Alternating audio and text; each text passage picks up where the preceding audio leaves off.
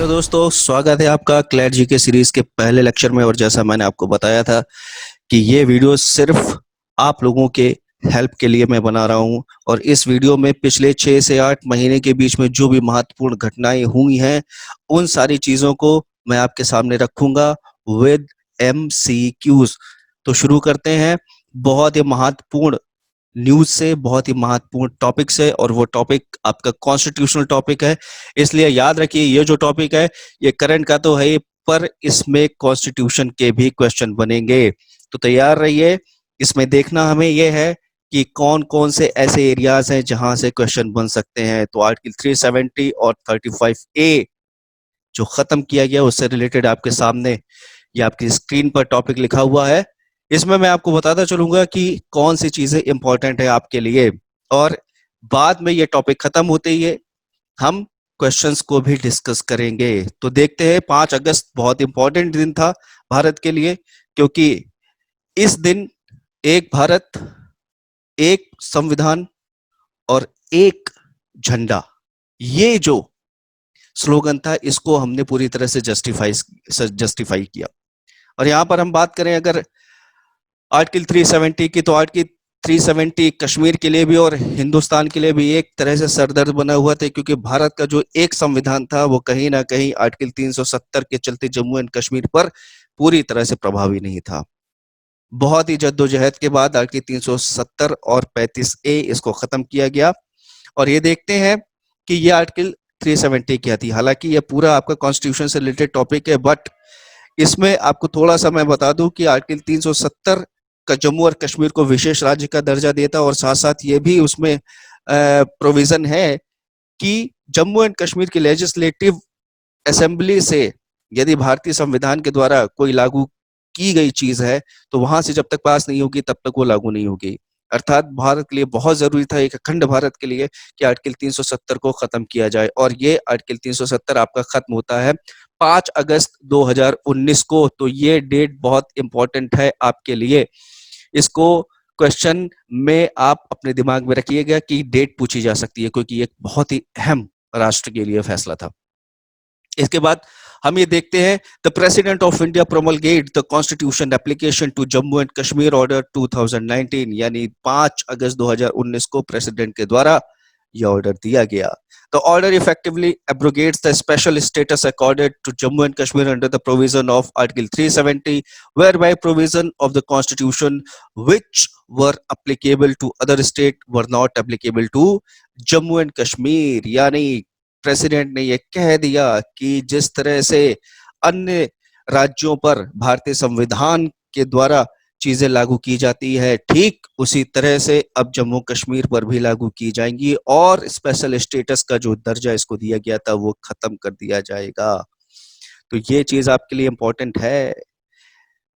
पहली बार डेट और कैसे ये आया, प्रेसिडेंट ऑर्डर के द्वारा आया। हालांकि संसद में बहुत इसके लिए बहस चली और बहुत सारे इसमें तकलम भी लगाए गए। एनीवे, आगे बढ़ते हैं। हमें यहाँ पॉलिटिकल दृष्टि से सारी चीजें नहीं देखनी, हमारे लिए जो एग्जाम के लिए इंपॉर्टेंट है उसी दृष्टि से देखना है।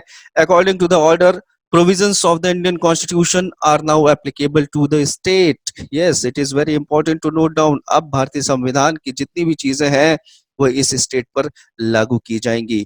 This order comes into force at once and shall supersede the Constitution order of Jammu Kashmir 1954। ये देखिए, अंडरलाइन करिए आपके क्वेश्चन का दूसरा दायरा, कि इस ऑर्डर के होते ही हुए कौन सा जम्मू कश्मीर का संविधान खत्म किया गया। तो और वो संविधान कब बनाया गया था, 1954 में बनाया गया था। तो ये बहुत इंपॉर्टेंट है। यानी 2 क्वेश्चन आपके बनते हैं।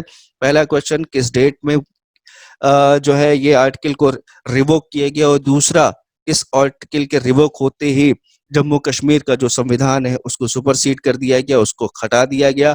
लेकिन ये जम्मू कश्मीर का संविधान कब लागू किया गया था, यहां पर आपको डेट मिल गई है। तो it is important to note down. आगे बढ़ते हैं। इसमें a separate bill The Jammu Kashmir Reorganization Bill 2019 was introduced to bifurcate the state into two separate union territories of Jammu and Kashmir with legislation and Ladakh without legislature. This is important to note down. यहाँ पर आप देखते हैं जम्मू और कश्मीर को bifurcate कर दिया गया है दो यूनियन टेरिटरीज में, जम्मू एंड कश्मीर जहां पर लेजिस्लेचर सारी चीजें होंगी और लद्दाख विदाउट लेजिस्लेशन। तो यहाँ पर हम ये देखते हैं कि एक नया रीऑर्गेनाइजेशन बिल पास किया गया। एक क्वेश्चन यहाँ पर कॉन्स्टिट्यूशन का और बनता है कि स्टेट रीऑर्गेनाइजेशन एक्ट कब बनाया गया था। तो ये सारी चीजें अपने दिमाग में रखिएगा, तो इससे आपको पता चल जाएगा। मैं यहाँ आपको बता दूं कि स्टेट रीऑर्गेनाइजेशन एक्ट 1956 में बनाया गया था, जिसके तहत बहुत सारे स्टेट का निर्माण किया गया आर्टिकल 3 का सहारा लेकर और भाषा का सहारा लेकर। तो ये चीज इंपॉर्टेंट हो। यहाँ पर हम रीऑर्गेनाइजेशन एक्ट कौन सा देख रहे हैं, 2019 का रीऑर्गेनाइजेशन एक्ट देख रहे हैं। इसके बाद अगर हम बात करें Jammu and Kashmir reservation, second amendment bill 2019 was also introduced to extend the reservation of economically weaker section in educational institution and government jobs in Jammu and Kashmir। देखिए EWS का रिजर्वेशन ये क्या है, ये 10% जनरल्स को रिजर्वेशन दिया जाता है। वो सारे जनरल्स जो पुअर हैं उनको 10% का रिजर्वेशन देने का प्रोविजन अब हमारे यहाँ शुरू कर दिया गया। And Gujarat was the first state जहां पर ये सबसे पहली बार कानून आया था। और ये चीज ईडब्ल्यूएस के तहत जो रिजर्वेशन देने की प्रणाली है, अब ये जम्मू एंड कश्मीर में भी लागू कर दी गई है। तो देखिए जम्मू एंड कश्मीर में कितना फायदा हो रहा है आर्टिकल 370 के एब्रोगेट होने से। इसके बाद आर्टिकल 370 के बारे में हम कुछ कॉन्स्टिट्यूशनल स्टेटस देख लेते हैं। On October 17, 1949 article 370 was added to Indian constitution. देखिए ये स्टैटिक जीके का बहुत इंपॉर्टेंट है, ये क्वेश्चन बन सकता है कि आर्टिकल 370 भारतीय संविधान में कब इनकॉर्पोरेट किया गया था। तो आपका आंसर होगा अक्टूबर 17, 1949 एज अ टेम्पररी प्रोविजन। देखिए परमानेंट प्रोविजन नहीं था, ये टेम्पररी प्रोविजन था which exempted Jammu and Kashmir, permitting it to draft its own constitution and restricting the Indian Parliament's legislative power in the state। देखिए कितना अहम जो है क्या कहते हैं चीज जो भारतीय संविधान की थी वो कहीं ना कहीं यहाँ पर एक तरह से देखा जाए तो लागू ना करने के लिए ये संविधान एक तरह से आ गया था, but it was temporary provision. तो आप यहाँ पर इसको टेम्पररी को माइंड में रखेंगे, टेम्पररी प्रोविजन था। एनीवे आगे चलते। It was introduced into the draft constitution by N Gopalaswami Ayyangar as article 306A। ये इंपॉर्टेंट है, ये बहुत कम मिलता है, लेकिन आप इसको दिमाग में रखिएगा। इस तरह के लिए विशेष राज्य के दर्जे के लिए जब हमारे यहाँ संविधान बनाया जा रहा था और संविधान बनाने वाली जो आपकी कमेटी थी उसको ड्राफ्ट कमेटी कहा जाता था, और ड्राफ्ट कमेटी के एक मेंबर हुआ करते थे एन गोपाल स्वामी अयंगर। उन्होंने आर्टिकल 306A के तहत इस चीज का प्रोविजन पहले ही रख रखा था। ड्राफ्टिंग कमेटी से क्वेश्चन पूछे जा सकते हैं अगर ये लाइन इसमें आ गई तो। ड्राफ्टिंग कमेटी में कुल टोटल कितने मेंबर थे, 7 मेंबर हुआ करते थे और अध्यक्ष थे इसके डॉक्टर भीमराव अंबेडकर। अब देखते हैं आगे बढ़ते हैं। Under article 370 the constituent assembly of Jammu and Kashmir was empowered to recommend which article of the Indian Constitution should apply the state। ये बहुत ही बड़ी बात थी और कहा जाए तो भारत के दुर्भाग्य की भी बात थी कि जम्मू एंड कश्मीर की लेजिस्लेटिव असेंबली अगर कह दे कि भाई ये पास होना है तो पास होगा, नहीं पास होना है तो नहीं पास होगा। तो यहाँ पर एक देश एक संविधान का जो प्रोविजन है वो संविधान का प्रोविजन कहीं ना कहीं खोता हमें दिखाई पड़ता है। तो आप देख रहे हैं कि किस तरह से आर्टिकल 370 के भारत में रहने पर बहुत सारी चीजें ऐसी थी जो चाहकर भी Indian government Jammu and Kashmir में नहीं कर सकती थी। आगे बढ़ते हैं इसी क्रम में। The J&K assembly Constituent Assembly was dissolved after it drafted the state's constitution. Clause 3 of the Article 370 gives the President of India the power of amend its provision and scope, और इसी को आधार बनाया गया था। तो आर्टिकल 370 किस तरह से अलग किया गया, किस तरह से जो है भारतीय संविधान के तहत क्लॉज 3 के चलते आर्टिकल 370 में परिवर्तन किया गया, क्योंकि इसमें एक क्लॉज दिया गया था कि प्रेसिडेंट को ये पावर है कि इसके प्रोविजन को और इसके स्कोप को अमेंड कर सकता है। इसी के साथ साथ आर्टिकल 35A यानी 35A भी एब्रोगेट कर दिया गया, और जनरली ये रेजिडेंस से रिलेटेड था, कश्मीर की नागरिकता से रिलेटेड था। तो ये भी बहुत इंपॉर्टेंट है आपके लिए जानना कि आर्टिकल 35A क्या है, क्योंकि आर्टिकल 370 के खत्म होते ही आर्टिकल 35A भी खत्म हो गया। एक चीज मैं आपको बता दूं, जम्मू एंड कश्मीर की अगर आर्टिकल के बारे में हम बात करें, जम्मू और कश्मीर के इस स्पेशल कॉन्स्टिट्यूशन के बारे में बात करें, तो कहीं ना कहीं उससे पहले ही आर्टिकल 370 आर्टिकल 35A भारतीय संविधान में इनकॉर्पोरेट कर दिया गया था। यानी जम्मू एंड कश्मीर का कॉन्स्टिट्यूशन बाद में बना, आर्टिकल 35 पहले आ गया। तो आर्टिकल 35 के बारे में देखते क्या है। आर्टिकल 35 स्टेम्स फ्रॉम आर्टिकल 370, जाहिर सी बात है इसी की एक शाखा है, and was introduced through a presidential order in 1954। ये भी इंपॉर्टेंट है, ये पूछा जाएगा, ये क्वेश्चन आपका बन सकता है कि आर्टिकल 35A किस तरह से इंट्रोड्यूस किया गया। तो ये प्रेसिडेंशियल ऑर्डर 1954 के तहत इंट्रोड्यूस किया गया on the recommendation of Jammu and Kashmir constituent assembly. आपको पता है जम्मू एंड कश्मीर की कॉन्स्टिट्यूएंट असेंबली जो थी वो स्पेशल थी और उसी के चलते ये सारी चीजें हो रही थी। Article 35A empowers the Jammu and Kashmir legislature to define the permanent resident of the state and their special right and privileges। तो ये आपके लिए इंपॉर्टेंट है। आर्टिकल 35 क्या डिफाइन करता है? ये स्पेशल राइट, प्रिविलेजेस और रेजिडेंस से रिलेटेड मैटर्स को डिफाइन करता है। It appears in appendix first of the constitution. देखिए अपेंडिक्स की अगर हम बात करें तो अपेंडिक्स से शायद क्वेश्चन पूछ लिया जाए, या ये क्वेश्चन आपका ये बन सकता है कि आर्टिकल 35 किस अपेंडिक्स के तहत जो है इंडियन कॉन्स्टिट्यूशन में अपीयर किया गया। तो अपेंडिक्स फर्स्ट के तहत। देखिए यहाँ पर मैं आपकी जानकारी के लिए बता दूं, 5 टाइप्स के जो है आपके अपेंडिक्स हैं। तो अपेंडिक्स अगर फर्स्ट की हम बात करें तो ये जम्मू एंड कश्मीर के कॉन्स्टिट्यूशन से रिलेटेड है। और अपेंडिक्स सेकंड की अगर हम बात करें तो ये जो है आप कह सकते हो एक्सेप्शन और मॉडिफिकेशन जो कॉन्स्टिट्यूशन में है जम्मू कश्मीर के कॉन्स्टिट्यूशन में, उससे रिलेटेड है। अपेंडिक्स 3 की अगर हम बात करें तो ये 44th अमेंडमेंट एक्ट से रिलेटेड है। इसी तरह से अगर हम अपेंडिक्स 4 की बात करें तो ये 86th अमेंडमेंट से रिलेटेड है। ये चीज अपने दिमाग में बनाए रखिएगा कि पहला जम्मू कश्मीर के कानून से रिलेटेड है, कॉन्स्टिट्यूशन से रिलेटेड है।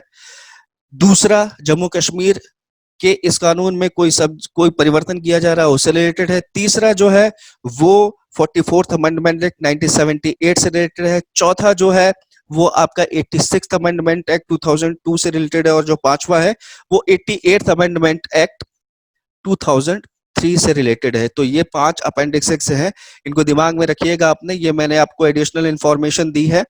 तो हालांकि ये जितनी भी चीजें हैं ये जनरली कॉन्स्टिट्यूशन और लीगल का पर्सपेक्टिव है, but as a current affairs, और चूंकि करंट अफेयर्स के साथ स्टैटिक जीके भी पूछा जाएगा, इसलिए यहाँ पर ये चीज बतानी जरूरी थी। तो ये सारी चीजें आर्टिकल 370 और आप कह सकते हो 35A से रिलेटेड थी। अब इससे क्वेश्चन कैसे पूछे जा सकते हैं ये भी आपके लिए जरूरी है जानना। तो क्वेश्चन देखते हैं। ये देखिए आपके सामने क्वेश्चन है और ये क्वेश्चन किस तरह से बन सकते हैं, इसमें मैंने आंसर भी आपको दे रखे हैं ताकि आप स्क्रीन को पॉज करके ये सारे क्वेश्चन अच्छी तरह से याद कर सकें। पहला जो क्वेश्चन है वो in which article of the Indian constitution Jammu and Kashmir was given special status, is very important और बहुत ही सरल, बहुत ही इजी क्वेश्चन है, तो सारे लोग जानते हैं आर्टिकल 370 है। दूसरा है in which year article 35A was added in Indian constitution, तो 1954 ये आपका सही आंसर है। यहाँ पर 1954 Kashmir become the part of India by instrument of accession. आपको पता है 1948 की अगर हम बात करें, जब पाकिस्तान ने कश्मीर पर आक्रमण कर दिया था तो वहां के महाराजा हरि सिंह भारत में दिल्ली आए और जवाहरलाल नेहरू से मिले थे, और जवाहरलाल नेहरू ने ये शर्त रखी कि आप इंस्ट्रूमेंट ऑफ एक्सेशन पर साइन करें, यानी इसको हिंदी में विलय पत्र बोलते हैं। विलय पत्र पर साइन करेंगे तभी हम आपकी सुरक्षा कर सकते हैं। तो कश्मीर भारत में जो पार्ट बना वो इंस्ट्रूमेंट ऑफ एक्सेशन के तहत बनता है। और जैसे ही आर्टिकल 370 रिपील्ड होता है, रिवोक होता है, आपको पता है जम्मू कश्मीर और लद्दाख ये 2 यूनियन टेरिटरीज बन जाती हैं। इसके अलावा यहीं पे आपका करंट का क्वेश्चन बन जाता है कि अब भारत में कितनी यूनियन टेरिटरीज हैं, तो ये 8 यूनियन टेरिटरीज हैं। ये इंपॉर्टेंट है आपके लिए जानना। तो ये देख रहे हैं आप, यहाँ पर हमने आपके सामने करंट का भी क्वेश्चन रखने की कोशिश की है और स्टैटिक जीके का। अब आप देख रहे हैं ना, ये करंट का पैसेज आपको दिया गया है, लेकिन इससे स्टैटिक जीके के क्वेश्चन किस तरह से बनते हैं। आगे बढ़ते हैं। तो ये देखिए नेक्स्ट आपका स्टैटिक जीके का क्वेश्चन। यहाँ मैं स्टैटिक जीके ज्यादा आपको फोकस करूंगा इसलिए क्योंकि करंट के जितने भी डेटा है वो आपको आर्टिकल में मैं दे चुका हूं और अंडरलाइन भी मैंने आपको बता दिया है। पांचवा question, the J and K constitution defined a permanent resident PR as a person. इसमें आपको बताना है कि क्या सही है। एक परमानेंट रेजिडेंट के लिए उसमें क्या प्रोविजन दिए गए हैं। पहला प्रोविजन है who was a state subject on 1 May 1954। दूसरा है who has been a resident for the state for 10 years. तीसरा है has lawfully acquired the immovable property in the state. तो इसमें जितनी भी चीजें लिखी गई हैं वो सारी सही हैं, यानी आपका उत्तर डी सही होगा। Instrument of accession of Jammu and Kashmir with Indian government gave government to control. जब इंस्ट्रूमेंट ऑफ एक्सेशन पर साइन किया गया था तो गवर्नमेंट ऑफ इंडिया के पास कौन सी अथॉरिटीज आ चुकी थी कश्मीर को कंट्रोल करने के लिए। तो यहां पर ये सारी अथॉरिटीज आ चुकी थी। तो इसमें भी आपका जो आंसर होगा वो आंसर आपका सी सही होगा, इसमें ऑल। और इसके बाद फिर लास्ट क्वेश्चन की तरफ हम बढ़ते हैं। In the draft constitution article 370 was incorporated as under. देखिए ड्राफ्ट कॉन्स्टिट्यूशन की बात की गई और अब जब पैसेज की तरफ आप जाएंगे तो आपको पता चलेगा। ये देखिए मैं ये पैसेज के बारे में मैं आपको बता रहा हूं। ये देखिए ये यहां पर ड्राफ्ट कॉन्स्टिट्यूशन की बात कही गई और इसमें किस आर्टिकल के तहत ही रखा गया था, आर्टिकल 306। यानी आपका जो आंसर होगा वो आंसर कौन सा होगा इसमें, इसमें आंसर आपका होगा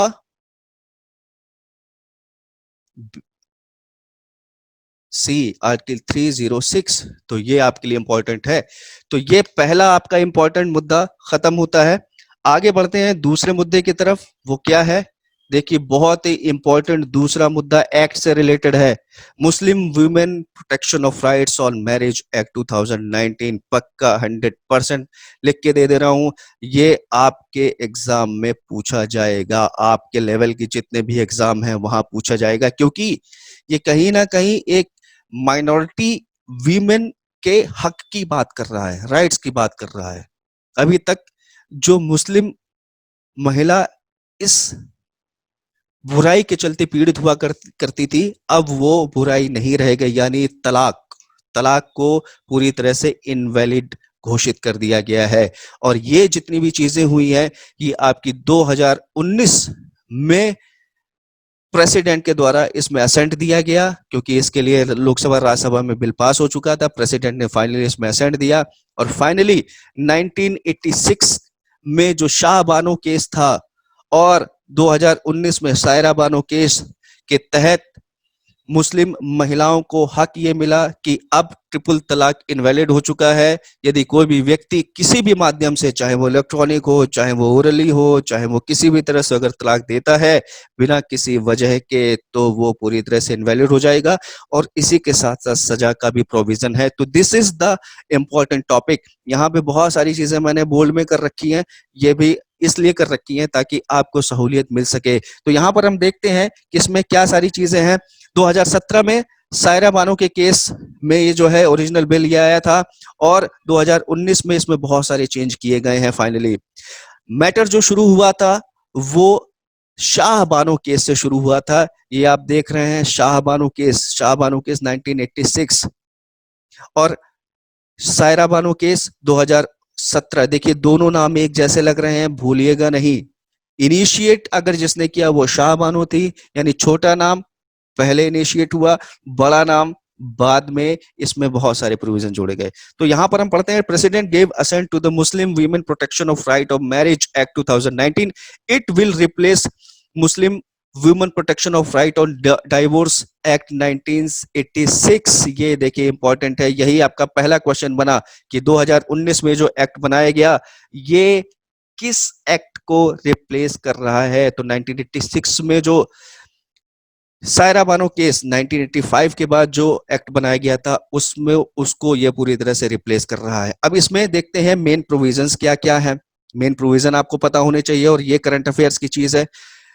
स्टैटिक जीके की चीज शाह बानो केस हो गया, स्टैटिक जीके की चीज सायरा बानो केस हो गया, स्टैटिक जीके की जो चीज है वो ओरिजिनल बिल ऑफ 2017 में क्या सारी चीजें कही गई, ये स्टैटिक जीके का पोर्शन बना रहा है। बट 2019 के तहत कौन कौन से नए जो है इसमें प्रोविजन जोड़े गए, ये आपको जानना बहुत जरूरी है। तो सबसे पहली अगर हम बात करें तो ये क्या, it invalidate the practice of instant triple talaq, talaq biddat as void and illegal, that is very important to know. It makes instant triple talaq a criminal offence, it is very important, क्योंकि यही चीज आपको कई सारे ऑप्शंस में दे दी जाएगी और फिर आपसे क्वेश्चन बनाया जाएगा कि बताइए कि इसमें पहला सही है कि दूसरा सही है, कि पहला दूसरा सही है, या कोई सही नहीं है, या सारे सही है। तो इसमें प्रोविजन से जो आपके क्वेश्चन बनेंगे वो इसी तरह के मल्टी ऑप्शन क्वेश्चन बनेंगे। तो it makes instant triple talaq a criminal offence with imprisonment up to 3 years and fine. It provides to make the offence cognizable. The act also provide the scope for reconciliation. ये देखिए, it is very important. पहले ऐसा नहीं हुआ करता था। पहले क्या हुआ करता, देखिए रिकंसिलिएशन का क्या है, without undergoing the process of nikah halala if the two sides agree to stop legal proceeding and settle the dispute. यदि किसी भी तरह से तलाक तलाक दे दिया गया है और यदि पति पत्नी चाहें तो बिना निकाह हलाला के, निकाह हलाला क्या है, इसमें जनरली जिसको तलाक दिया गया है, यदि वो स्त्री फिर से अपने पति के साथ रहना चाहती है तो शरीयत कानून के अनुसार ये हुआ करता था कि उस औरत को दूसरे व्यक्ति से शादी करनी पड़ती थी, और शादी करने के बाद यदि दूसरा व्यक्ति उसको तलाक देता है तब वो स्त्री पहले वाले अपने पति के साथ रह सकती। तो ये देख देख रहे हैं कितनी ज्यादा बुराई है। तो यहाँ पर ये चीज खत्म कर दी कि निकाह हलाला अब करना ही नहीं है। अगर दोनों के बीच समझौता हो गया तो डिस्प्यूट खत्म, फिर से जो है क्या कहते दोनों साथ रह सकते हैं। लेकिन यदि ऐसा नहीं हुआ और तलाक दे दिया गया है तो जो मुस्लिम महिला है उसके मेंटेनेंस के लिए भी प्रोविजन है। इसमें अलाउंसेस की हम बात करते हैं। Muslim women against whom talaq has been declared is entitled to seek subsistence allowance from her husband for herself and for her dependent children. यानी उस स्त्री को तो मिलेगा ही, और चिल्ड्रन जो है अगर उसके साथ है तो उनको भी दिया जाएगा उस व्यक्ति की तरफ से जिसने तलाक दिया है। The triple talaq was held to be a violative of article 14। जाहिर सी बात है, राइट टू इक्वलिटी को जो है ये वायलेट करता है, इसलिए जरूरी था ये प्रोविजन, ये एक्ट पास होना, क्योंकि कहीं ना कहीं यूनिफॉर्म सिविल कोड भी लागू करना था। यानी एक देश एक संविधान, शरीयत कानून का अब कहीं भी कोई भी जो है स्कोप नहीं रहेगा, उसको भी इनवैलिड कर दिया गया है। और यहाँ पर देखिए नीचे की तरफ लिखा हुआ है कि changes made from original bill of 2017। Shayara Bano case के द्वारा जो ओरिजिनल बिल था उसमें क्या क्या चेंज किए गए। ऑफेंस कॉग्निसिबल हो गया है। Second, the offense has been made compoundable, that is the parties can settle the matter between themselves। देखिए बहुत इंपॉर्टेंट जो है चीज दी गई इसमें, अब यही चीज 2019 में आ चुकी है। And third, it provides that a magistrate may grant bail to her husband after hearing the wife। ये सारी चेंजेस किए गए। So it was very important for you, इससे क्वेश्चन जरूर पूछे जाएंगे। तो अब देखते हैं कि इसमें क्वेश्चंस कौन बनते हैं। तो क्वेश्चन देख रहे हैं आपके सामने, बहुत सारे क्वेश्चन है। The supreme court dash dash case 2017 has declared the practice of triple talaq, talaq biddat as unconstitutional.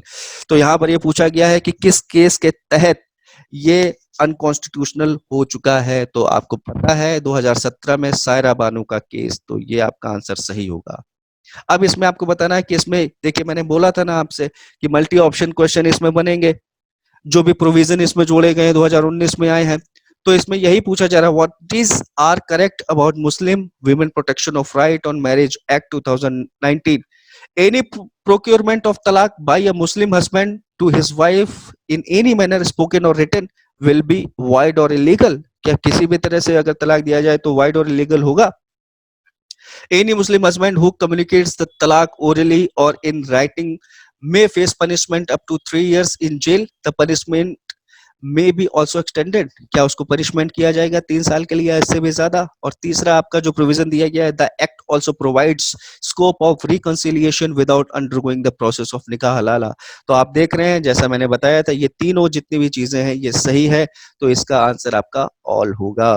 फिर उसके बाद यहाँ पर सीधे सीधे क्वेश्चन पूछ लिया गया है 2019 में ये जो मुस्लिम women protection of rights of marriage act है ये किसको रिप्लेस करता है। तो पहली दूसरी लाइन में मैंने आपको बताया था कि 1986 शाह बानो के केस के बाद जो एक्ट बना उसको रिप्लेस करता है।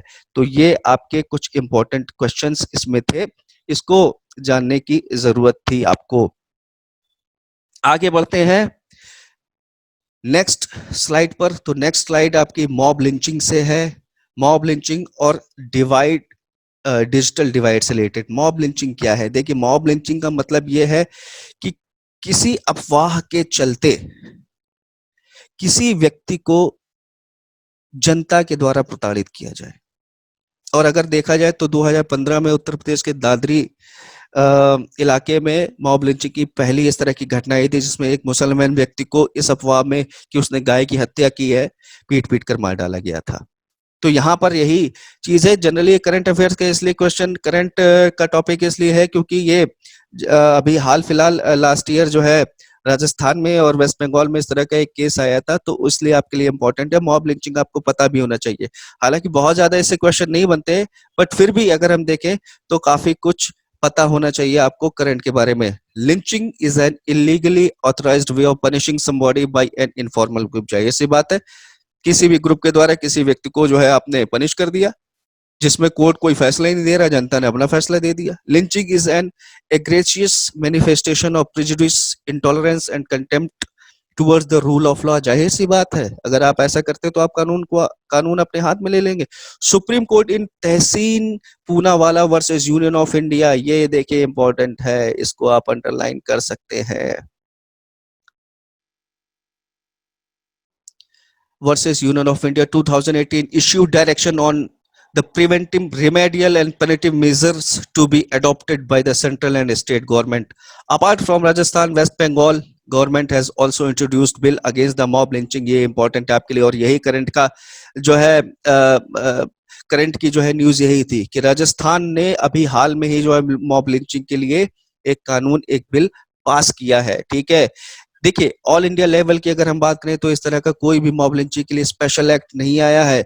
और यहाँ पर आपका क्वेश्चन बनता है कि राजस्थान ने, वेस्ट बंगाल गवर्नमेंट ने पास कर दिया, लेकिन पहला कौन सा ऐसा स्टेट था जिसने मॉब लिंचिंग के लिए कोई बिल पास किया? तो ये आपके लिए जानने की जरूरत है। करंट लीगल प्रोविजन इसमें देखते हैं कि क्या है। देखिए यहाँ पे साफ साफ लिखा हुआ, till now there is no national law on anti mob lynching. Current legal provision इसमें देखते हैं, section 223A of the Code of Criminal Procedure enables a group of people involved in the same offense to be tried together.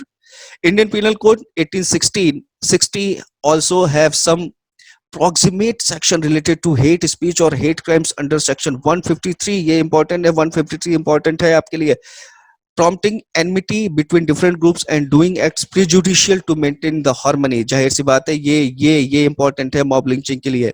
और section 153B imputation assertion prejudice of national integration। तो ये चीज यहाँ पर आपको दो तीन क्वेश्चन ही आपके बनेंगे कि कौन सा आईपीसी की धारा या सीआरपीसी की धारा इसके लिए एप्लीकेबल है, और कौन कौन से ऐसे स्टेट है जहां पर स्पेशल जो है आपके जो है मॉब लिंचिंग के लिए बिल पास किए गए हैं। कौन सा पहला स्टेट है, या सुप्रीम कोर्ट में अगर हम देखा जाए तो कौन सा 2018 में केस आया था जिसके कारण ये सारी चीजें लाइट में आई। तो ये आपके लिए इंपॉर्टेंट है। दूसरी जो इंपॉर्टेंट चीज, एक वर्ड आपके लिए मैं लेके आया हूँ, डिजिटल डिवाइड। डिजिटल डिवाइड का मतलब क्या है, क्योंकि ये आजकल बहुत आ रहा है। डिजिटल डिवाइड क्या है? It means discrepancy between people who have access to and the resource to use new information and communication tool such as internet, and people who do not have the resources and access the technology। यानी technology को avail करने के लिए कुछ groups ऐसे जिनके पास है, कुछ ग्रुप्स ऐसे जिनके पास नहीं है। तो दोनों में यही अंतर डिजिटल डिवाइड कहलाता है। यानी access to technology and not access to technology is called as digital device. आपको पता है कि चाइना के बाद इंडिया ही एक ऐसा जो है क्या कहते हैं कंट्री है जिसमें सबसे ज्यादा आप कह सकते हो कि मोबाइल यूजर हैं या जो है इस तरह की कंपनीज हैं। तो it also means discrepancy between those who have the skill, knowledge and abilities to use the technology and those who do not. ये इंपॉर्टेंट है। तो ये वर्ड मैं इसीलिए यहाँ आपके लिए लाया हूँ क्योंकि क्लैट के एग्जाम के अलावा बहुत सारे एग्जाम आप देंगे तो उसमें भी इस तरह के टर्मिनोलॉजी पूछ ली जाती है। तो टर्मिनोलॉजी आपके लिए जानना जरूरी है। डिजिटल डिवाइस क्या है? तो digital device is nothing but it is the access of the knowledge related to technology and not access to the knowledge related to technology। तो ये चीज इंपॉर्टेंट थी। मॉब लिंचिंग और डिजिटल डिवाइस हमने देखा। अब देखते हैं क्या इससे रिलेटेड कुछ क्वेश्चन है हमारे पास या नहीं है। आप यहाँ पर क्वेश्चन तो हम देखेंगे ही, लेकिन डिजिटल डिवाइस की अगर हम बात करें तो गवर्नमेंट के द्वारा बहुत सारे इनिशिएटिव ऐसे चलाए गए जिसके द्वारा जो रूरल एरिया है उसमें भी इंटरनेट का एक्सेस हो, टेक्नोलॉजी का एक्सेस हो। तो ये सारी चीजें जाननी आपको जरूरी है। तो यहाँ पर कुछ स्कीम मैंने बना के रखी है, इनके बारे में आपको पता होना चाहिए क्योंकि इंडिविजुअली इसके बारे में पूछ लिया जा सकता है। जैसे पहला अगर हम गवर्नमेंट के इनिशिएटिव की बात करें, BharatNet is the initiative to provide broadband in rural area by connecting 2,50,000 gram panchayat with high speed fibre optic network. तो ये बहुत इंपॉर्टेंट है आपके लिए। और भारत नेट की अगर हम बात करें तो कभी कभी ये पूछ लिया जा सकता है कि भारत नेट कब शुरू हुआ, तो ये आपके प्रश्न का दायरा बनाता है। और दूसरा है पीएम जी दिशा। दिशा में क्या है? It will empower the citizen to operate computer और digital access device, thus enabling them to use IT and related services, specially digital payment से रिलेटेड है। ये बहुत इंपॉर्टेंट है आपके लिए। स्वयं, स्वयं का फुल फॉर्म पूछा जा सकता है।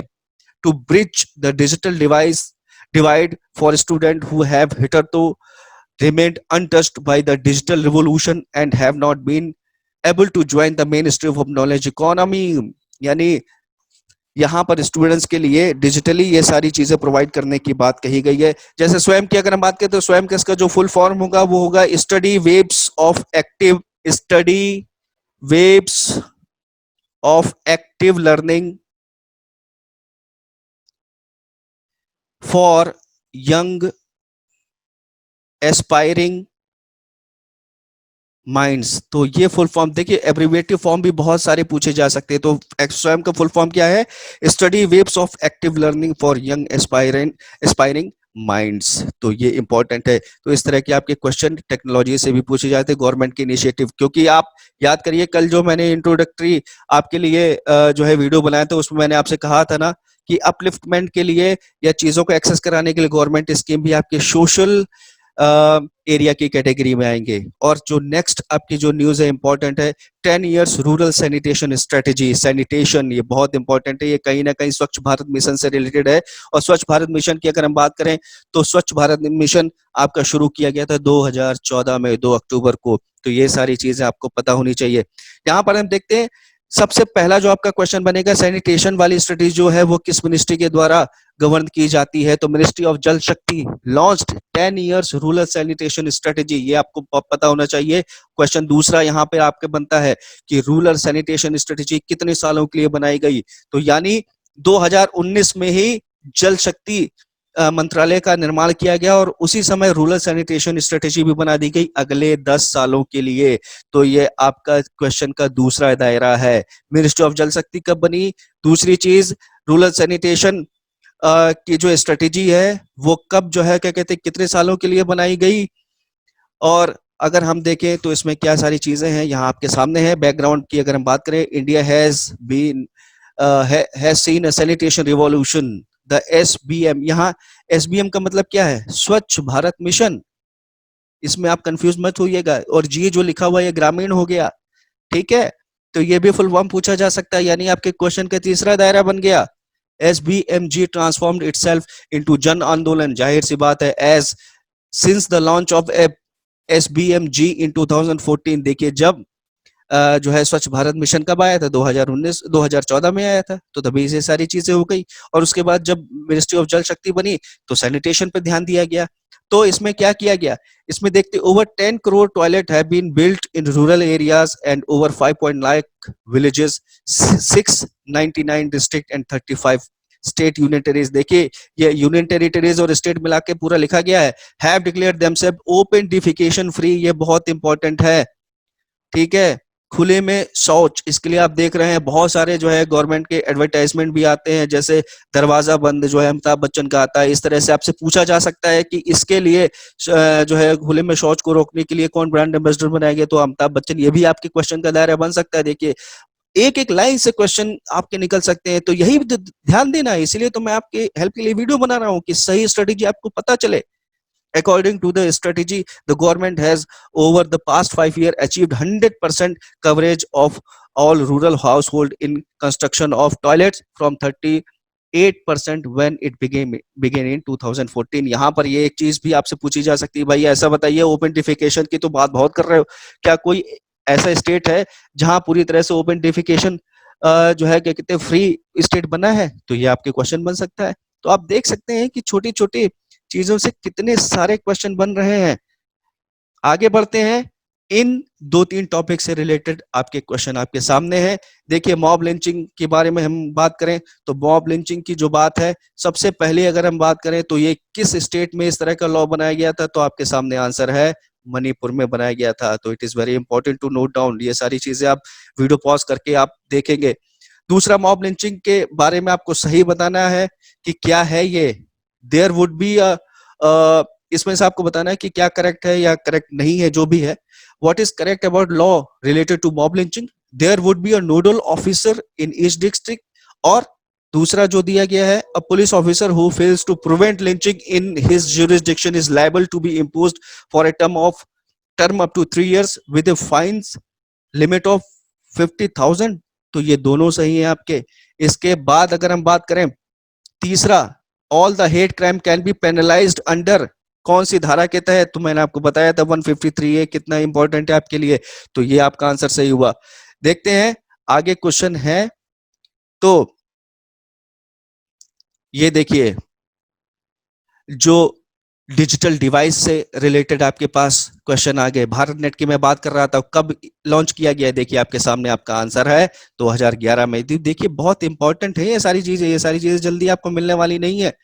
दूसरा, स्वयं का फुल फॉर्म मैंने आपको बताया, उसमें ये जो ए वर्ड है इसका क्या मतलब है? एक्टिव लर्निंग है। मिनिस्ट्री ऑफ जल शक्ति कब बनाई गई? 2019 में बनाई गई। और देखिए, ओपन डिफिकेशन फ्री स्टेट में पहला कंट्री का जो स्टेट बना वो कौन सा है? वो है सिक्किम। ये बहुत इंपॉर्टेंट है आपके लिए। तो आज के लिए इतना ही। अगले वीडियो में कुछ अगले मुद्दों के साथ और उनसे रिलेटेड एमसीक्यू के साथ मिलेंगे। तो आज के लिए इतना। Thank you.